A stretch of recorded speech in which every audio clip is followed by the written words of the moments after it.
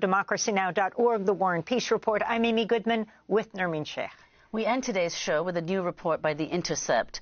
Secret Pakistan cables document U.S. pressure to remove Imran Khan. It follows up on their recent story that begins, quote, the U.S. State Department encouraged the Pakistani government in a March 7, 2022 meeting to remove Imran Khan as prime minister over his position on the Russian invasion of Ukraine. The cable describes a meeting between the Pakistani ambassador to the United States and two State Department officials that Imran Khan has repeatedly cited as leading to his political ouster after a no-confidence vote in Parliament, believed to have been organized with the backing of Pakistan's powerful military. The meeting came after then Prime Minister Imran Khan arrived in Russia on the eve of its invasion of Ukraine last February 2022. He could be heard telling a Russian official, "What a time I have come, so much excitement," as he arrived in Moscow's airport. On the day Russia ordered the invasion, Khan went ahead with his scheduled meeting with President Putin. The State Department officials present at the meeting, described in the secret cable now published by The Intercept, included Assistant Secretary of State for the Bureau of South and Central Asian Affairs, Donald Lu, and Asad Majid Khan, who at the time was Pakistan's ambassador to the U.S. The cable says Lu raised the issue of the no-confidence vote, quote, "I think if the no-confidence vote against the prime minister succeeds, all will be forgiven in Washington because the Russia visit is being looked at as a decision by the prime minister," unquote. Lu continued, quote, "Otherwise, I think it would be tough going ahead," and said Khan could face isolation by Europe and the U.S. should he remain in office. For more, we're joined by Murtaza Hussain, senior writer at The Intercept. Can you lay out what you have found? So this document has been at the center of Pakistan's political crisis for the past year and a half. For the first time, we've actually seen what it says, and what it seems to reveal is very extraordinary pressure which was put by the U.S. on Imran Khan over his stance on Ukraine, which in that document U.S. officials referred to as aggressively neutral. So shortly after this meeting depicted in this document, known as a cipher in Pakistan, took place, Imran Khan was removed from power in a no-confidence vote, which State Department officials had not just encouraged but actually threatened Pakistan over, that should Khan survive that vote, Pakistan would be isolated, and should he be removed, quote, all would be forgiven. So Khan himself had been saying for the past year and a half, since his removal, that U.S. officials had played a very integral role in encouraging the Pakistani military to take him out of power. And now that we've seen this document for the first time, it does seem to validate many of his claims about the events which led up to his removal from power last year.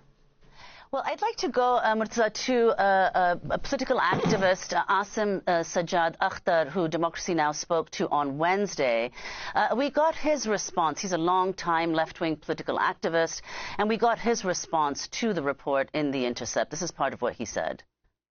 I think The Intercept story is much ado about nothing, at least in Pakistan. That's and I'm talking about critical progressive circles. I'm not talking about government or the PTI or IK supporters.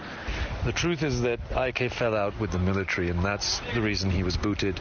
I mean, what he really wanted to say was that Bajwa wanted me out, but he couldn't say that at the time, as the right tends to do everywhere, and IK is a classic example of a populist right-wing demagogue. Steals the he's not even anti-imperialist, but he at best could have called himself anti-American, and of course we didn't have the kind of or don't have the kind of purchase, especially in the mainstream media, to be able to say, well, no, a real anti-imperialist looks and does, X, Y, Z. So that's Asim Sajjad Akhtar, left-wing political activist in Pakistan. If you could respond, Murtaza, to what he said. And also, a question that's been raised a lot in the Pakistani media, namely that Pakistan had already long been isolated well before this. I mean, Biden didn't even give Imran Khan a call after he was elected. So if you could respond. Well, first thing to understand, it's a very polarized political environment in Pakistan, perhaps more so than it's been in many, many decades. So people's perceptions of this reflect that polarization inside Pakistani society. I think looking at Pakistani history, one thing which is undeniable is that the military does not make a move. The U.S. is effectively part of the governing compact of Pakistani society. At the time this meeting took place, Imran Khan was already on thin ice with the military. He'd fallen out with them after initially having his rise sponsored in part by their support. But as we see in this document, the military was waiting in many ways for some sort of green light from the U.S. Had they not gotten that green light, or had the U.S. said that we have no position on Pakistan's internal politics, it's much harder to imagine the subsequent events which took place. And one thing which is very important that we learned from this, the disclosure, is that it specifically was about the war in Ukraine and Pakistan's foreign policy, which is usually part of the military's ambit.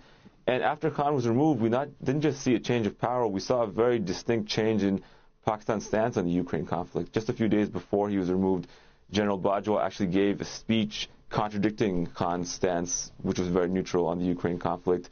And now Pakistan has emerged as a major supplier of arms to the Ukrainian military, brokered by the United States. So you have to take it into the broader context of what's taken place in the year and a half since he's removed from power.